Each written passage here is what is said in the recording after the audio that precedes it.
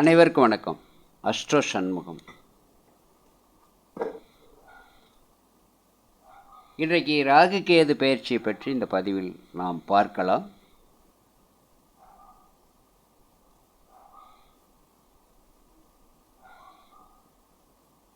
வைகாசி மாதம் 4ஆம் தேதி 18/5/2025 ஞாயிற்றுக்கிழமை இரவு 7:39 மணிக்கு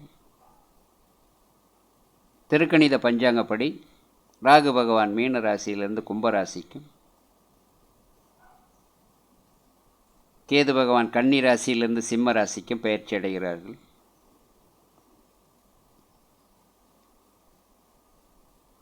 இந்த ராகு கேது பயிற்சியை பற்றி 12 லக்கணங்களுக்கும் இந்த பதிவு சொல்லப்படுகிறது. ஏற்கனவே முதல் பார்ட்டாக 6 லக்கணங்களுக்கு ஒரு பதிவு போடப்பட்டிருக்கிறது. அந்த பதிவையும் நீங்கள் முதல் பதிவை காணுங்கள். இது 2வது பார்ட்டு.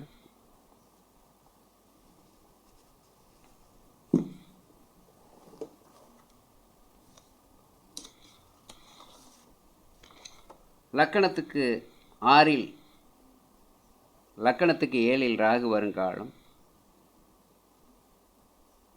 திருமணம் கூடி வரும் காலம், கூட்டுத் தொழில், நண்பர்கள் சகவாசம், பழக்க வழக்கங்களிலும் சரி தொழிலும் சரி எச்சரிக்கையுடன் நடப்பது நல்லது. கணவன் மனைவி உறவு வேற்றுமை கொள்ளாமல் விட்டு கொடுத்து போகக்கூடிய சூழ்நிலையில் அமைத்து கொள்வது நல்லது. ராகு 7இல் வரும்பொழுது கேது லக்கணத்தில் இருக்கும். இந்த நேரத்தில் மனம் ஒரு நிலையில் இருக்காது. எண்ணங்கள் எங்கோ அலைமோதும்.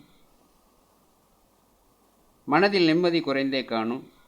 வேலை செய்யவோ தொழில் செய்யவோ மனம் இடம் தராது. உழைக்காமல் ஏதாவது கிடைக்குமா என்கின்ற சோம்பேறித்தனம் உண்டாகும்.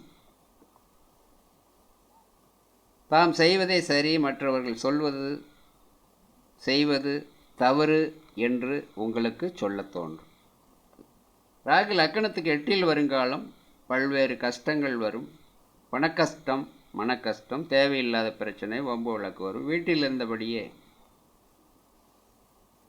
ஏதேனும் பிரச்சனைகள், தொல்லைகள் வந்திடுமா என்கின்ற எண்ணம் தோன்றும். தேவையில்லாத பிரச்சனைகள் வருவதற்கும் வாய்ப்பு உண்டு.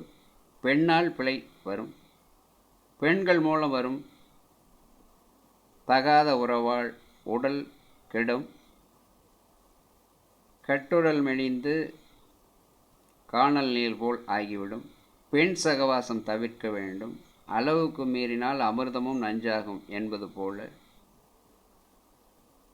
வண்டி வாகனங்களில் சாலைகளில் செல்லும் போது கவனமாய் செல்ல வேண்டும். ராகு 8இல் வரும்பொழுது கேதில் 2இல் வருவார். பணத்தட்டுப்பாடு, கடன் ஏற்படும். குடும்பத்தில் சண்டை சச்சரவு, சலசலப்பு, நிதிநிலை சரிப்படாது. வேலை செய்யும் இடத்தில் முதலாளி கோபத்துக்கு ஆளாக நேரிடும். இடமாறுதல் வரும். மாணவர்களுக்கு கல்வியில் மந்தத்தன்மை வரும். ஆனாலும் ஞானமும் அறிவும் உண்டாகும். திருமணமானவர்கள் கணவன் மனைவி விட்டு கொடுத்து போவது நல்லது. இல்லையாயின் பிரிவினை, வம்பு வழக்கு வரும். கடன் அளவுக்கு மீறி வாங்கினால் கட்ட முடியாது. திருமணத்தை தள்ளி போடுவது நல்லது.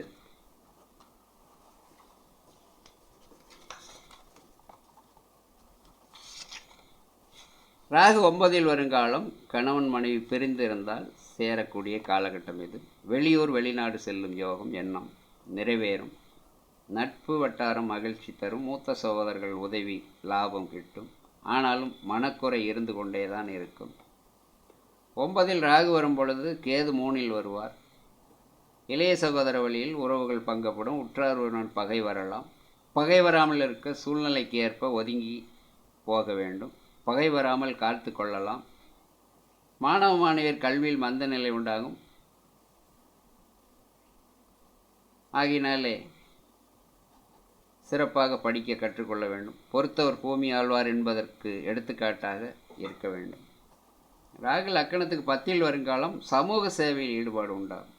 நாட்டில் வாழும் யோகம், ஊரில் பேரும் மதிப்பும் கூடக்கூடிய யோகம், பொன்பொருள் ஐஸ்வர்யம் உண்டாகும், வேலை நிமித்தமாக குடும்பத்தை விட்டு பிரிந்து வாழும் நிலை வரும். அரசு அரசியல் போன்ற விஷயங்களில் வெற்றி காணலாம். அதே நேரத்தில் மனதில் உழைக்காமல் ஓடியாடி வேலை செய்யாமல் இருந்திடலாமா என்ற எண்ணம் தோன்றும். அவைகளை தவிர்த்து கடமையே கண்ணாக இருத்தல் நல்லது. ராகு 10 வரும்பொழுது கேதில் நாளில் வருவார்.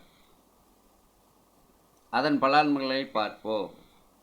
மன நிம்மதி குறையும், மன அழுத்தம், வீடு மனைகளில் சிக்கல், வீட்டில் நிம்மதி இல்லாத நிலை, பூமியில் விளைச்சல் இல்லாத நிலை, வீடு மாற்றம், இடமாற்றம், வண்டி வாகனம், எலக்ட்ரானிக் பொருள்கள் பழுது ஏற்படுவது போன்ற தொல்லைகள் வரும். தாய் உடல்நிலை, மனநிலைகள் பாதிப்பு, சொந்த பந்தங்களில் கட்டத்தை கொடுக்கக்கூடிய நிகழ்ச்சி, இவைகளெல்லாம் உண்டாகும்.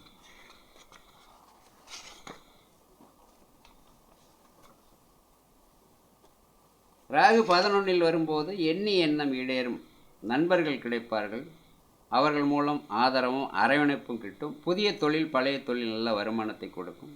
பதவி புகழ் செல்வம் தனதானிய யோகம் கிட்டும். ராகு 11 வரும்போது கேது 5 வருவார். மணமானவர்களுக்கு கற்பச்சிதைவு, கற்பை ஏற்படாமை உண்டாகும். அதனால் பெண்கள் குழந்தை பெறும் காலம் தள்ளி போகும். புதிய தொழில், புதிய வியாபாரம் வேண்டாம், இருப்பதை வைத்து வாழ கற்றுக்கொள்ள வேண்டும். விரும்பிய வண்ணம் செயல்கள், ஆண் பெண்கள் நட்பு சார்ந்த விஷயம் பங்கத்தில் முடியும். காதல் விஷயங்களில் கருத்து வேற்றுமை, பிரிவினை ஏற்படும். ராகு 12 வரும்பொழுது தூக்கத்தை மறந்து பணி செய்யும் காலம். கடமையை கண்ணாக செயல்பட வேண்டிய காலகட்டம் இது. செய்தொழிலில் நீதி நேர்மையும், செய்யும் வேலையில் கவனத்தையும், பிறருக்கு ஏழை எளிய மக்களுக்கு உதவும் குணத்தையும் கடைபிடிக்க வேண்டும். அதனால் மன நிம்மதி கிட்டும். மன உளைச்சல், உடல் அசதி வரும் என்றாலும் நீதியும் நேர்மை கடைபிடித்தால் புகழ், செல்வம், தனதானியம் கிட்டும். சொந்த தொழிலோ மாத சம்பளம் செய்கின்றவர்கள் பெறுகின்றவர்கள் வருமானத்தில் உடல் ஊனமற்றவர்களுக்கு, காது கேளாதவர்களுக்கு, வாய் பேசாதவர்களுக்கு உதவக்கூடிய எண்ணத்தை வளர்த்து கொள்ள வேண்டும். ராகு 12 வரும்பொழுது கேது 6 வருவார். வேலையில் உள்ளவர்களுக்கு மேலதிகாரி தொல்லை இருக்கும். தினசரி வேலை செல்பவர்கள் கூட எதிரில் இருக்கத்தான் செய்வார்கள், பகைமை செய்வார்கள், நோய் நொடி ஏற்படலாம். யாரிடம் பகை எதிர்ப்பு கொள்ளாமல் பணிந்து போனால் நாளை உயரலாம். வீண் வாதம், வம்பு வழக்கு பிரச்சனையிலையும் ஏமாற்றத்தை உண்டு பண்ணும். பொறுமை நிதானம் கடைபிடிங்கள், வருங்காலம் பொற்காலமாக அமையும். இந்த ராகு கேது பயிற்சி பற்றி யாரும் கவலை கொள்ள தேவையில்லை. உங்கள் பிறப்பு ஜாதகத்தில் ராகு கேது நல்ல நிலையில் இருந்தாலும், ராகு கேது நின்ற வீட்டோன் ஆட்சி உச்சம் பெற்று கேந்திரம் திரிகோணம் ஏறி நின்றாலும், ராகு கேது நின்ற நட்சத்திராதிபதி திரிகோணம் ஏறி குரு போன்ற சுபர் கிரகம் பார்த்தாலும் ராகு கேது நற்பலன்களை செய்வார். மேலும் உங்கள் திசாநாதன் புத்திநாதன் நல்நிலையிலிருந்து தசா புத்தி நடந்தாலும் ராகு கேது தோஷம் குறையும். கெட்டவை அகன்று நல்லவை நடக்கும். ராகு கேது ஒரு ராசியில் 1.5 ஆண்டுகள் இருப்பார்கள். இவர்களால் ஏற்படக்கூடிய நன்மைகள் கிடைக்கவும் தீமைகள் விலகவும் வெள்ளிக்கிழமை தோறும் விநாயகனையும் துர்க்கையம்மனையும் வணங்கி வர வேண்டும். சகல ஐஸ்வர்யங்கள் உண்டாகும். நன்றி, வணக்கம்.